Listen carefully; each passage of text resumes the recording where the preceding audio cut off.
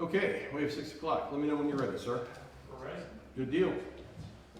This is the April 8th, 2024 special meeting of the City of Crescent Springs City Council. Roll call, please. Carol McGowan. Here. Bill Schultz. Here. Don Kylie. Here. Brian Barclay. Here. Mark Wittenberger. Here. Janine Bell Smith. Present. Thank you. This meeting is to discuss the continued discussion we had on Municipal Order 2024-7 at the last council meeting. Enter into an interlocal agreement with the Housing Authority of Covington. That item was tabled. I would ask Mr. Warburger, are you good with removing it from the table and making that motion? Yeah, make a motion to remove the one on the table established last one. Is there a second? Thank you. Any discussion of removing it from the table? Thank you. Roll call, please. Carol McGowan. I agree with the motion. Why are we doing that? I was thinking so. I made a motion last month to wait a month to decide anything. To- Yeah. But in order to proceed tonight, I need to remove that To motion. table it, yeah. We're taking it off the table so we can discuss it. I got it. Yeah, Okay, that's it. thank you, I appreciate it. Bill Schultz. Yes. Brian, Don Kylie. Yes. Brian Barclay. Yes. Mark Wittenberger. Yes. Janine Bell Smith. Yes. Thank you. Are there any citizens' comments or anybody in the audience that would like to make a comment about Municipal Order 2024-7? Hearing none, we will move to discussions within council. So there was lots of questions asked. Mr. Arlinghouse has graciously come back tonight to answer any additional questions. Everyone in council received a letter from Mr. Baker, our attorney. So we're here to have any further discussion we need before possibly calling it to a vote. So is there any discussions? Yes, sir. I have a question, I don't know if it's for Mr. Baker or Mr. Arlinghouse or whomever. So, is there a federal law, or federal regulation, or I suppose state law or state regulation that requires every locality to have, what is it, a PHA, a public housing authority? Is that required that everywhere in the country has a PHA or no? Do they- No. No, They're designated by the federal government. right, So Covington, for example, Covington, as an example, became a PHA in the 1930s in an agreement between the federal government, Commonwealth of Kentucky, and the city of Covington. And a quasi-government agency was created to administer the PHA program. But the limitations, the public housing is limited to within the city of Covington's boundaries. yeah, I didn't ask the question clearly. Okay? What I mean to say is not does each city need to have its own PHA. What I mean to say is, can there be an area in our country somewhere that's not covered by some PHA somewhere? I guess what I'm trying to say is like, is there, Participation. does every city, does the most remote corner of Wyoming have a PHA assigned to it that has to be managing? Every state has a PHA somewhere within their jurisdiction. I don't know where they're at. Like Right, Cincinnati, for example, has their own public housing designation there. Right. So does Columbus, Ohio. In our case, Lexington does, Louisville does, Paducah does. And there's 50 cities in Kentucky that operate PHA. right. So I guess what I'm saying is, if we don't authorize the mayor to enter into this agreement, Yes. does that mean that the city is compelled to assign somebody within the city or whatever? No. No, we can just have, If you decide that you don't want anything to do with Section 8, that is your choice. Okay, so we just simply administer the program. It's already in place.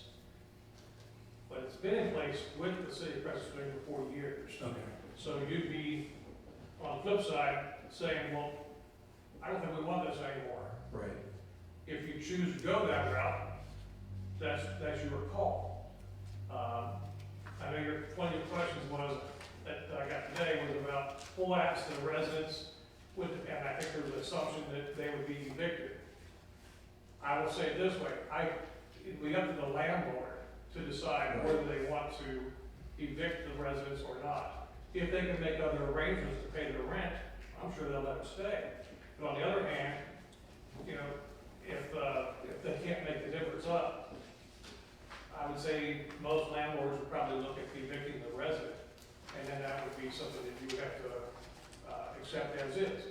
You could also, as an individual city, you could operate your own Section 8 program.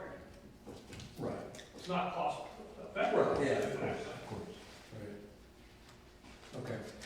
Yeah, I guess, my question there was based on, I'm trying to find which one of the memos it was. I don't know if it was yours, Mr. Baker, or if it was, Mr. Fisher's. But I think one of them mentioned something about like opening ourselves up. Yeah, here we go. Like, it is probable that a tenant or a landlord or a federal or state agency may bring a lawsuit claiming the inability to use a housing choice voucher in Crescent Springs has violated state or federal fair housing laws. I mean, if there are, That was a statement that was, I was talking to the Louisville office, regional office, and it was all in Kentucky. That was a statement from them that it could potentially open up a lawsuit for federal fair housing laws. They have, I don't agree with that statement, okay, because I think state law would perhaps prevail in that case. Where I think you could potentially be liable is that you've allowed this for 40 years in the city, and all of a sudden you say, no, we're not gonna do it now, right. and you have X number of If residents. we had 0 and just said, no, we're not doing this, it'd be different, but you're saying since we have 66, it could have. That's where I think you could be potentially, and I'm not a lawyer, Right. but you could be opening yourself up to some kind of potential legal action filed against the city. Okay. I think it's also at least a possibility Yes. that any further federal funds would not be flowing to this city.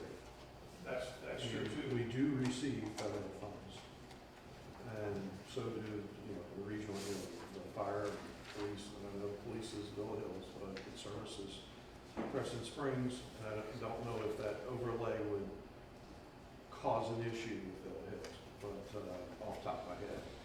But I think that's a real issue.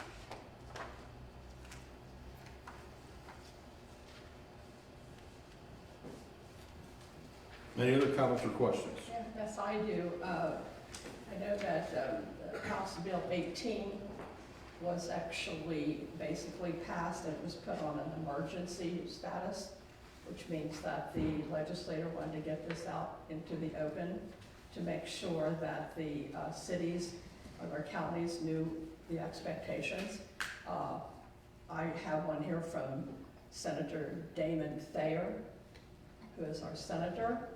He sent a short paragraph. Does anybody have access to that information? And I have done a lot of excellent research and investigation, and I have sent a lot of that to you. Did you get to receive it and read it? I've read some. Yeah, I mean, I did a good diligently worked on it, and when I found out, I was quite concerned about the fact that Mr.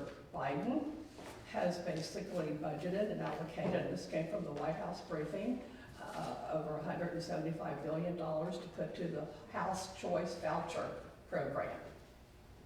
That is a lot of money. And I want to know how that money will be distributed and what we're going to do with it, and exactly what do they mean when they say the House Choice Voucher Program. Does that mean that anyone can walk into here and say, I want to live in that house because I qualify, therefore I will be able to live in that home and I will be subsidized by the federal government? My understanding is, and you will probably know this better, they will pay 30% and we, the taxpayers, will pay the rest. I didn't read the bill you're referring to, but Housing Choice Voucher Program is the new name for Section 8. Yes. So it's the same, it's one and the same. As far as the funding goes, the amount that the city of Covington receives the funds today, the amount that they receive today is a federal formula that says how much you will have, and based on how many residents you have that are on Section 8 housing. So I keep referring to it as Section 8 because 9 out of 10 people only know it as Section 8 in Okay. most every instance.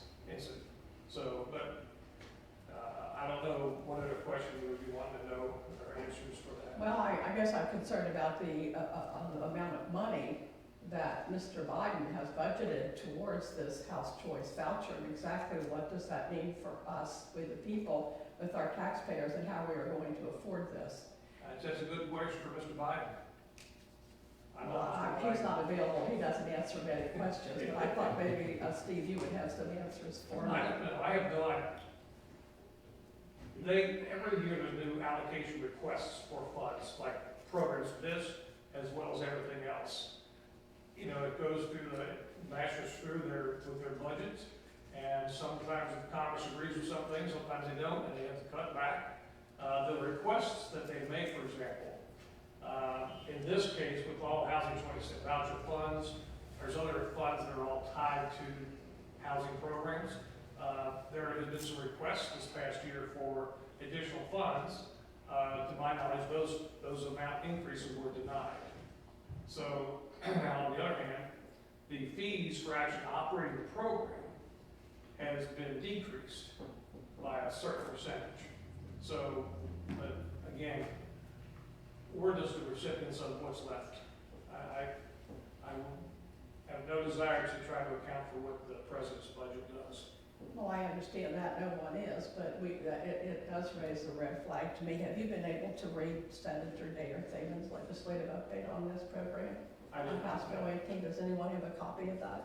Yeah, I have the House bill, I pulled it up for Would everybody. you like to read it for us, Mr. Barclay? No, I can summarize it though. Well, And we it don't want to doesn't say- summarize, I want it you to doesn't- read it. Well, great, but I won't. I'll read it for you then. The bill says, and does not force any private ownership into the program. It is still a voluntary program. That's what the law says. That's the chaptered law, and that's what I sent to everybody on this council. Mr. Schultz pulled up the House bill and the Kentucky legislative website. I pulled it up from Legiscan because it's just faster, in my opinion, to get to the actual chaptered law. The law is saying that no law shall be passed to force a private landlord into a public program. It is not saying anything beyond that. And that's how I understood that too. So, and by being a private landlord, I don't want it forced on me either. Correct. So it's the choice of the landlord. So So maybe- I don't- in your case here, it's the same thing, all the landlords that have private property within Crescent Springs, it's up to them whether they choose to opt in or out. There was legislation, there was an attempt to force landlords to accept Section 8. And that's what initially started, and it's been turned down. Which House Bill 18 squashes. The other part of this too is that 47% of our residents are renters. We have 66 units.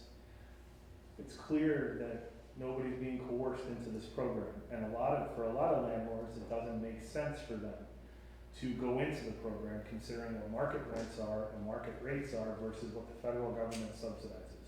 Mayor, may I read Mr. David Thayer's presentation? It's about a paragraph, it's not very long. If it's just a paragraph, but we all were given that, so I want to try to keep this as concise as possible, because we've had a lot. So if you have one paragraph to read, Well, it's just right here that I might want outlined in yellow.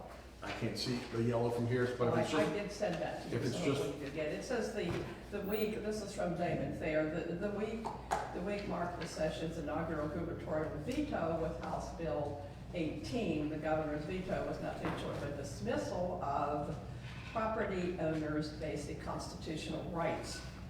The bill preempts unconstitutional local ordinance that would force those who provide housing options and property owners to accept federal programs. These programs often come with burdensome, stringent attachments, which is all too common with federal funds. Both House and Senate majority respondingly overrode the veto, including an emergency clause. House bill has become law. So my main concern is the fact that is this going to basically hit upon private property? May I respond to that? Sure, Mr. Baker. Because I'm going to read a line from Tom Fisher's I did letter read to some me. of that, yes. And I asked him this question specifically because it had been raised by Mhm. several members here. Rent subsidies are paid directly to landlords that have voluntarily agreed to be in the Housing Choice Voucher Program and whose properties have been inspected and deemed to meet the program requirements for habitability. So this city does not have an ordinance, to the best of my knowledge. And I don't know the whole code of ordinances, but I have not seen that in my research. That requires landlords to participate in any program. There are certainly requirements for landlords, so properties do not become a nuisance or an issue for habitability, and that's just like any landowner who owns property in the city. But to participate with vouchers is strictly a voluntary agreement, quote unquote, between the landlord and the Housing Choice Voucher Program. The city is not involved in that. The city, it is an option for private landowners. It is not a requirement. And it's a business tool that landowners can either choose to participate with or choose not to participate with. Yeah, I did speak with a landowner today who does have rental property, and he was basically expressing the same concerns that you have just addressed. Yeah, I think, our city doesn't have any laws on the books that force owners to use federal housing programs. And then even if it did, House Bill 18 would have been validated anyways. So the good news is that I don't think that's a concern that we're gonna have Crescent Springs, real estate owners being forced to rent to people using these programs. I think for me, I think all of us, or most of us, would like to have more affordable housing in the city and in the region in general. I think the ultimate question is a function of what's the best way to do that.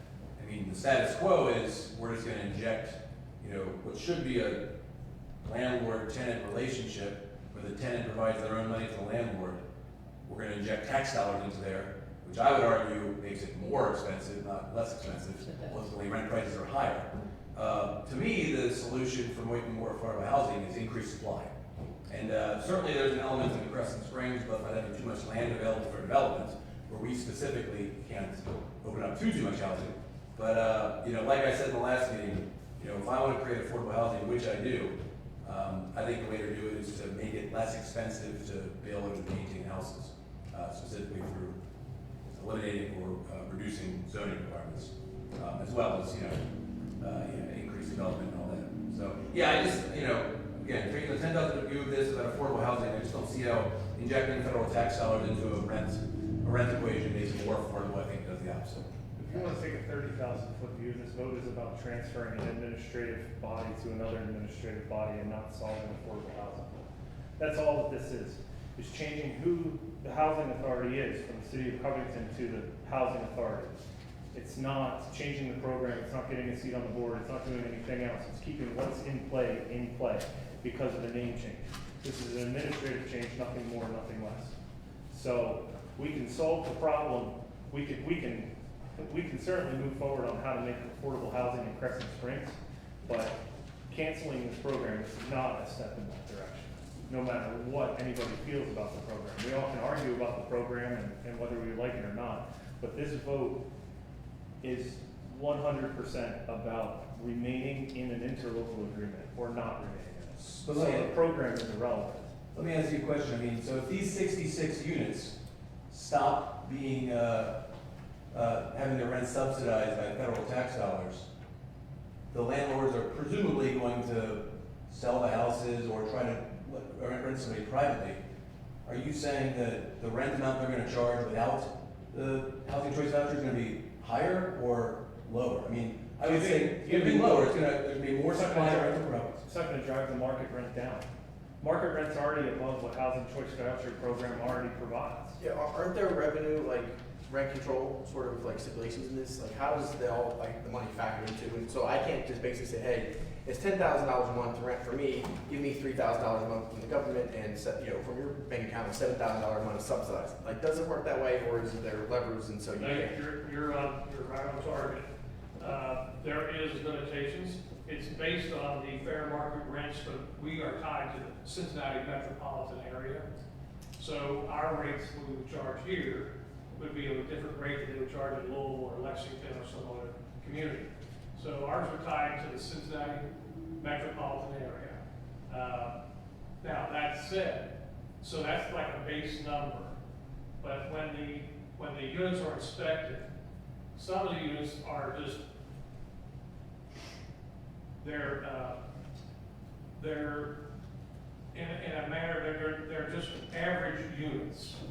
If they're exceptional units, where, you know, you got the highest end of the qualities inside there, they can adjust the rent higher based on that, but it's a modest amount, very modest. Generally speaking, I would say in most instances, you might get a higher rent just on the open market than you would by Section 8. So, but the one advantage with Section 8 would be, it's a guaranteed revenue for like a year, for example. So there's an automatic deposit that goes, a direct deposit that goes into the landlord's bank account on the same day of every month. So it's kept under control that way. Plus that individual has to keep their unit in a good condition. So when the year is up and they have to come back out to inspect the unit, if it's not in that same condition it was previously, the landlord either has to fix it up or potentially lose the subsidy that he's got. So it's up to the landlord to make sure that the tenant is keeping the unit in as good a condition as they're supposed to. So, and then there's an annual recertification that the tenant also has to make. So if the tenant is working at R.A. Jones, for example, and yet they change jobs midstream someplace, and there's an increase in their wages or decrease in their wages, they go back to Section 8 and say, okay, hey, I'm making more money now, so there would be an adjustment made what the tenant would pay versus what the landlord would receive from Section 8 vouchers. If that answers your question or not. So, Bill, going back to your question, the market rent, as Mr. Arlinghouse just walked through, is typically higher. And, you know, when I listed my house on Enid for rent, I was the only rental property that wasn't an apartment in the entire city. Okay? I had a response of probably 15 people within 12 hours. It was rented in 24 hours. The demand, and Mr. Daly sent something out from Kenton County many months ago about the need for 2-bedroom, 2-bath units and the growing and the short supply of them all. These could drop. I'm sure they might go on the market, say half of them go on the market for sale and half of them go on the market for rent because landlords just don't want to deal with it anymore. It's not going to soften the market. It's not going to make that big of an impact because they'll get snatched up within 2 weeks if they're priced reasonably and actually at market value. The other question that I have for you, Mr. Arlinghouse, is 66 units here in the city of Crescent Springs. We just had a private company come in, buy an apartment complex for $9 million. My question, and they removed a lot of people that were on month-to-month that did not want to sign a lease.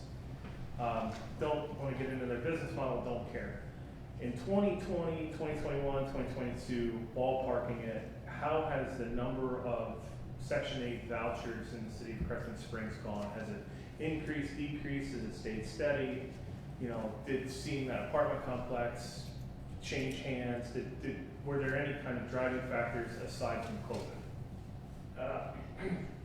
First of all, I don't know the history of the housing, of the Section 8 program from years past. Okay. So we're an independent body from them right now. We're the same building, but I don't know their numbers from past history, so I can't really answer your question honestly. I would just say just by what I have seen so far, and we've been kind of learning their system and everything for the last 6 months now. The numbers seem to be pretty steady. For example, right now, we're already tapped out. We have about 1,100 something units in all of Kenton County. We can't rent anymore. We don't have the resources or funds to create more housing units or even offer it to a landlord.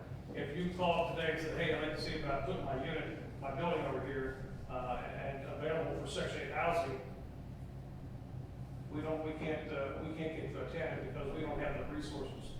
So the numbers that we're sitting on as far as tenants goes has been pretty consistent for the past several years. So I don't see a big adjustment. Now, they move from city to city perhaps, I think the other thing that I did supply one piece of information that Mr. Daly had asked about.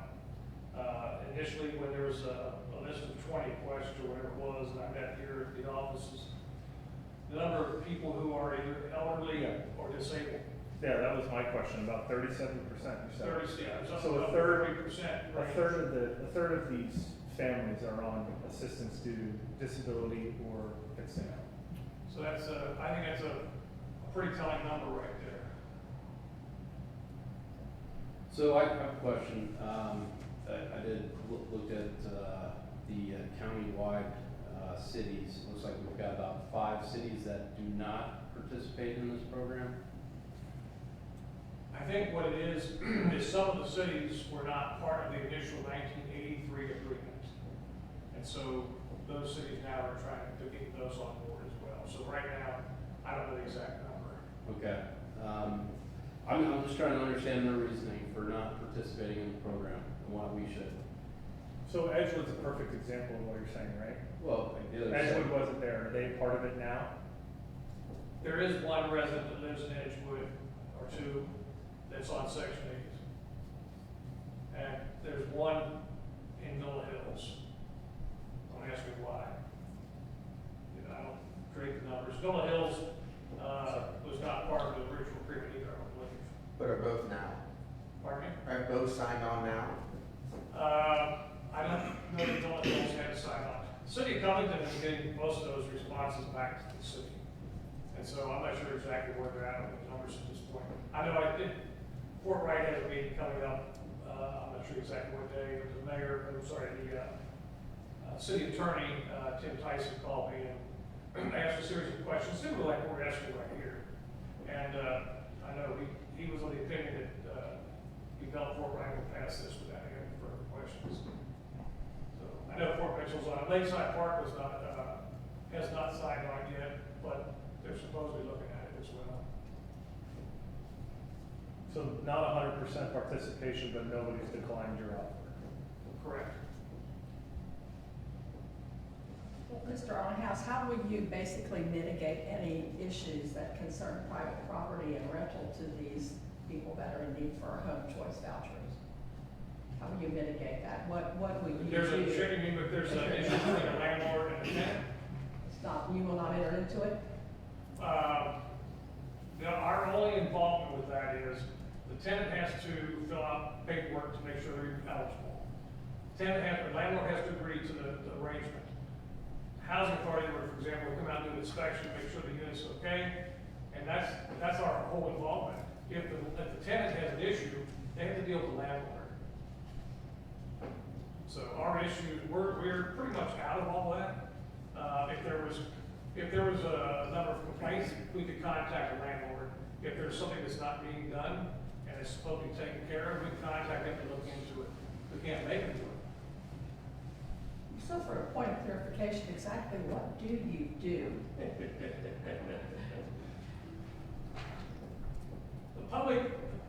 The housing authority of Covington, we operate all the public housing within the city of Covington. So if you go to Latonia Terrace, or what used to be on Spence, now it's City Heights, and there's other scattered sites that we operate within the city of Covington's jurisdiction. So we're a typical government that we have government money to run a program, and we're outside of what little bit of rent that the tenants can pay, we're subsidized by the federal government the rest of the way.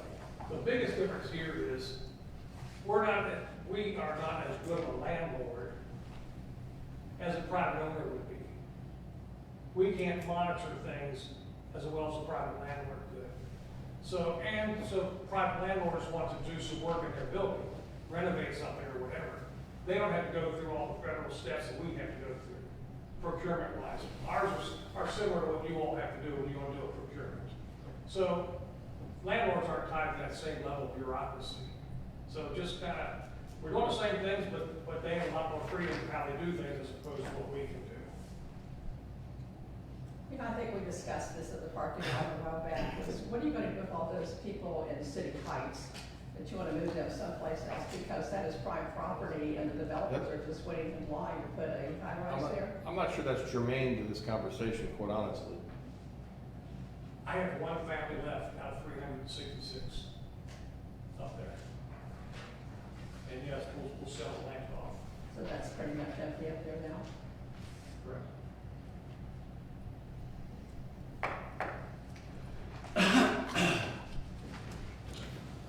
I have a question, probably more so for the city staff, I think. So if we don't authorize the mayor to enter into this agreement, it's probably for you as well, Mr. Baker, like, is the city gonna try to do this on our own with the 2 or 3 staff, you know, that you mentioned in your email? Or will we consider not doing it, I guess is my question. Oh, I would think that we would have to find a way to do it. Because I am against, not having, you know, I am against forcing the people out of their home because we're taking away a payment option for them. So we would have to find a way to do that. I'd like to know if we could have a reading of the municipal order. Is there any other discussion? Mr. Baker? I was gonna, I'm against moving 66 families out as well. However, as we just talked about, this company Prestige came in, they kicked these people out anyway.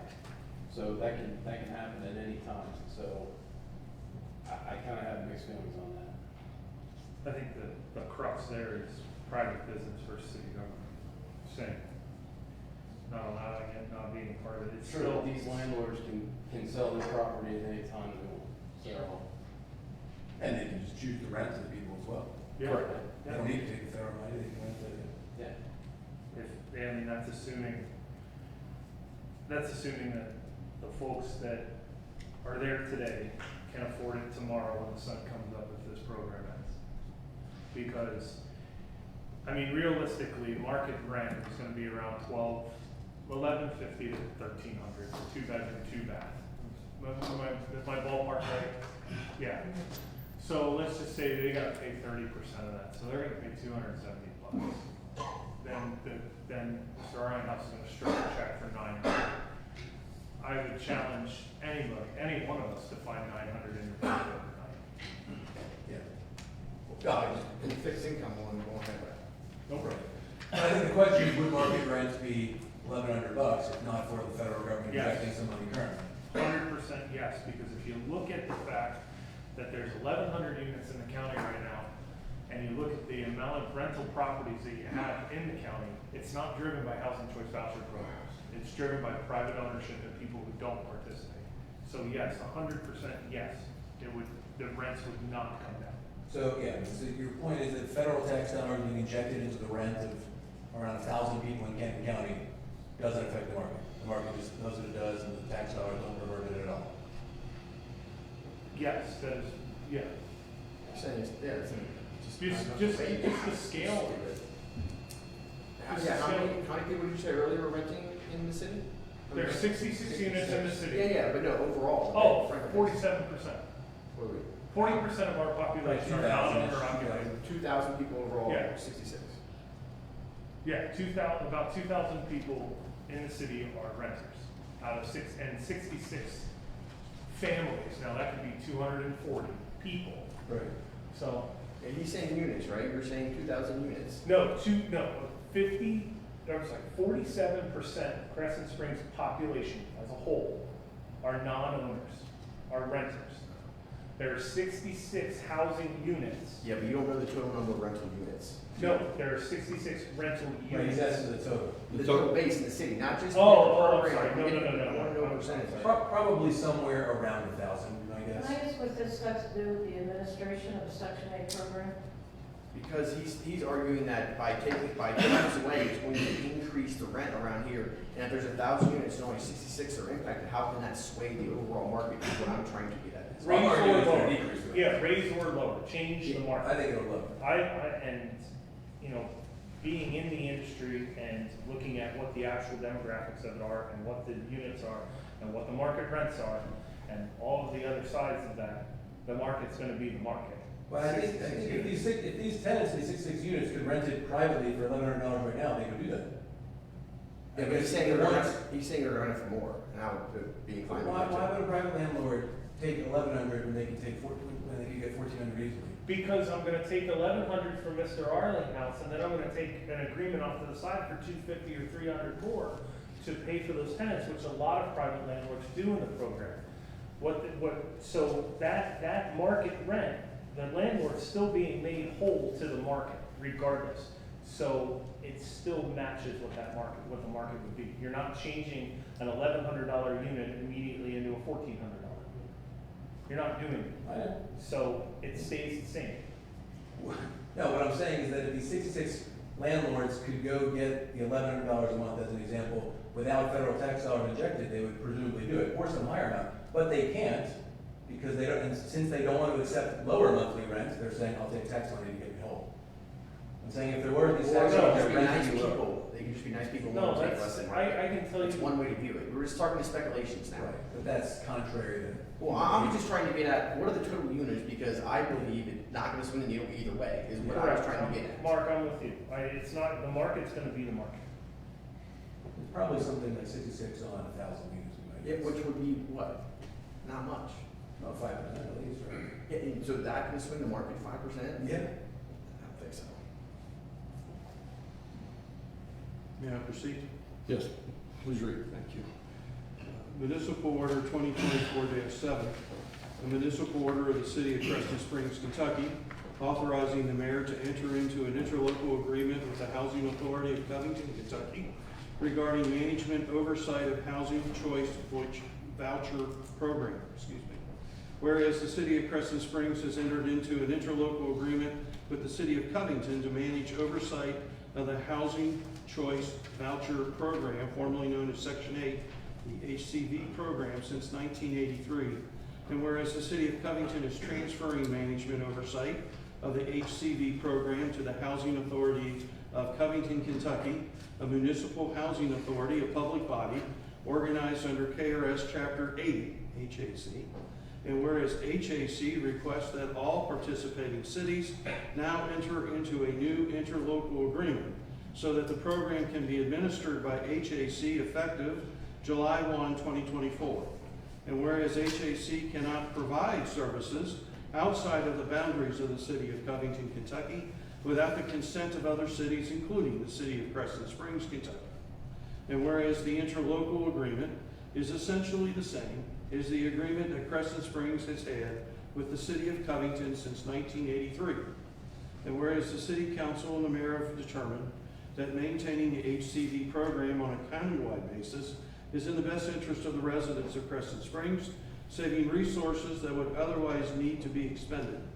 Now therefore be it ordered by the Mayor and the City Council of the City of Crescent Springs, Kentucky, that the Mayor is hereby authorized to execute on behalf of the City of Crescent Springs, Kentucky, an interlocal agreement with the Housing Authority of Covington, Kentucky, along with other cities in Kenton County, Kentucky, to authorize the Housing Authority of Covington, Kentucky to manage the Housing Choice Voucher Program within the city limits of the City of Crescent Springs, Kentucky.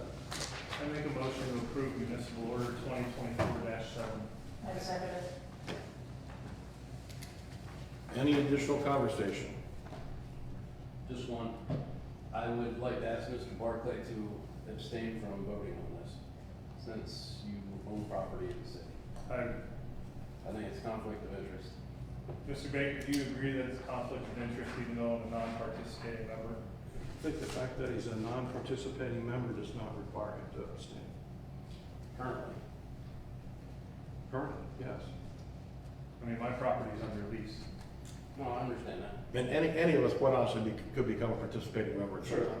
True. So, No disagreement there. I do not believe that the fact that he owns rental property and vents on this violates the code of ethics. And also, as part of this, and coming in, we did the property thing and all the ethics stuff that we had to fill out. All of my properties are listed on that form, so. So if anybody wants to file a complaint, it's right there in black and white, wherever you wanna go pull it. roll call, please. Carol McGowan, Yes. Bill Schultz, No. Don Kylie, No. Brian Barclay, Yes. Mark Wartenberger, Yes. J.B. Smith, No. We have a 3-3 tie. I break the tie in favor of municipal order 2024-7. It passes 3-3 with me breaking the tie. With that, I'll take a motion to adjourn. Make a motion to adjourn. Is there a second? Second. All in favor? Aye. Any opposed? Thank you all.